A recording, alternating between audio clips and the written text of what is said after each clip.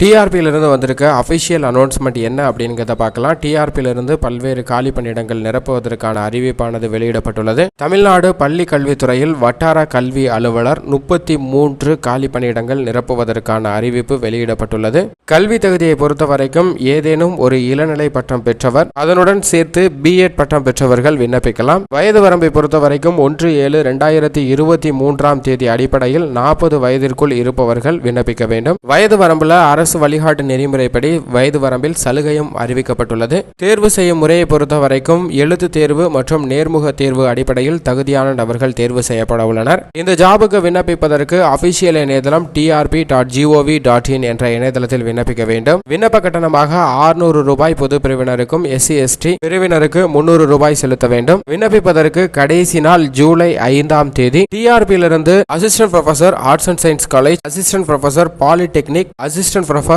Engineering college இவற்றில் உள்ள காலி பணியிடங்கள் நிரப்புவது குறித்து ஆனுவல் பிளானர்ல வெளியிடப்பட்டது. ஆனால் அதற்கான நோட்டிபிகேஷன் தற்போது வரைக்கும் வெளியாகல. விரைவில் அதற்கான நோட்டிபிகேஷன் வெளியாவதற்கான சான்சஸ் இருக்கு. ஆர்ட்ஸ் அண்ட் சயின்ஸ் கல்லூரிகளை பொறுத்த வரைக்கும் 1500க்கும் மேற்பட்ட காலி பணியிடமும், இன்ஜினியரிங்ல 100க்கும் மேற்பட்ட காலி பணியிடமும், பாலிடெக்னிக் 400க்கும் மேற்பட்ட காலி பணியிடங்கள் நிரப்புவதற்கான அறிவிப்பு வெளியிடப்பட்டுள்ளது. இதேபோன்று PGTRP மற்றும் பல தேர்வுகள் குறித்த அறிவிப்பானது வெளியிடப்பட உள்ளது. 2023ஆம் ஆண்டுல வெளியிடப்பட்டுள்ள முதல் அறிவிப்பு டிஆர்பியிலிருந்து இந்த வட்டார கல்வி அலுவலர் நிரப்புவதற்கான பணியிடத்திற்கான அறிவிப்பு தான் வெளியிட்டிருக்காங்க.